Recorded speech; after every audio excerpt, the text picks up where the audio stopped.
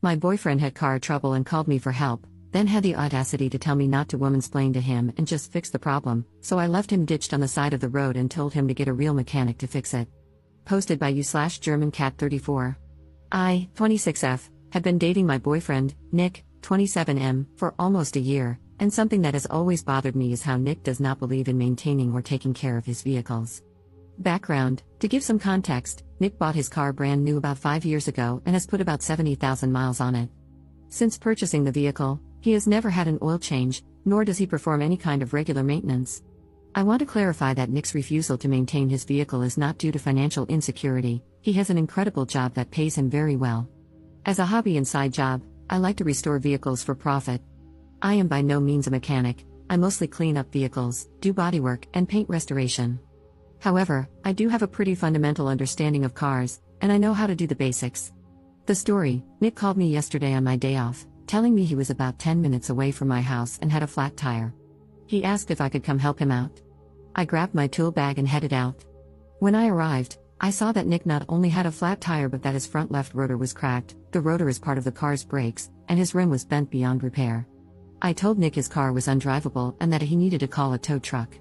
However, Nick started arguing with me, insisting that it was just a flat tire and not a big deal.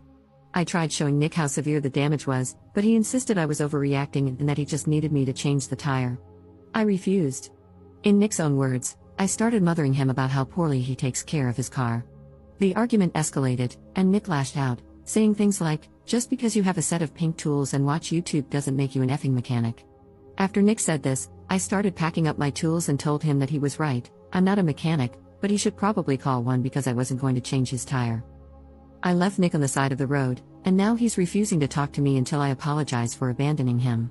Am I the jerk here? Commenter: not the jerk, and yikes, if he won't maintain a high-end purchase, how does he treat his home? He has made fun of your car knowledge, yelled at you for making an accurate statement about his broken car, and demanded an apology, none of which you deserved. Is this how he normally responds to stressful situations? Ops response: I'm going to answer your question with way more detail than you asked for. I was raised by a single mom and never had a father figure growing up. When something broke in our house, I would teach myself how to fix it, and my mother always encouraged me to explore how mechanically inclined I was. After I met Nick's parents, his father and I really bonded over our love for cars and fixing them. Every time I went over to Nick's parents' house, his father and I would inevitably end up in the garage tinkering. Nick has always been insecure about how quickly his father and I developed a relationship. Nick, obviously, is not very mechanically inclined and has never shown any interest in cars. The relationship I have with Nick's father has been a sore spot in our relationship for a long time, and I think that's why Nick lashed out the other day. Update 5 days later. Thank you so much to everyone who commented on my original post. I spent a few days reading all of your comments and taking some time to self-reflect. Vehicle update: Nick drove a Nissan Versa, and after I left him on the side of the road, he ended up calling a tow truck/mobile mechanic.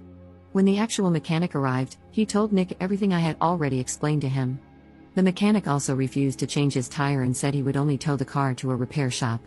Nick refused to share the full extent of the damage to his vehicle with me, but it must have been pretty bad because, instead of repairing his Nissan and wasting all that money, he decided to buy a new car. Relationship update: earlier today, I invited Nick over for dinner. I spent the whole day cooking and baking his favorite dishes: braised oxtail soup, drunken potatoes, and tiramisu for dessert. When Nick arrived at my house, he was in a wonderful mood and seemed to have forgotten, or forgiven, all about our argument. After some small talk and finishing dinner, I took a deep breath and told Nick how much I care about him but that I no longer wish to continue our relationship, romantically or otherwise. At first, Nick was shocked, but his shock quickly turned into anger. He felt I was insane for ending our relationship over what he considered a petty, unimportant argument.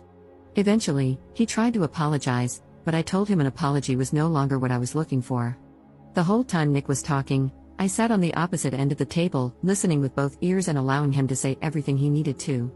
When he was done, I reminded him of some of the wonderful times we had shared.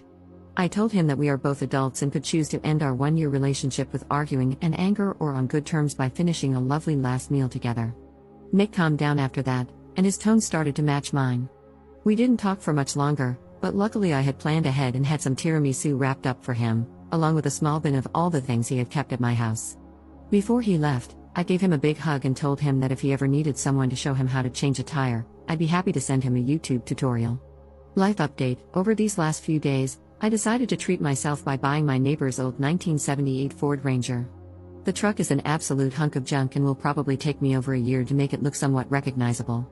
But I figured it would be more productive and cost-effective for me to obsess over an old, broken truck than to fixate on broken men. I plan to stay single for a while and focus on taking better care of myself, as well as spending more time with my 3 German shepherds. Happy reading, everyone!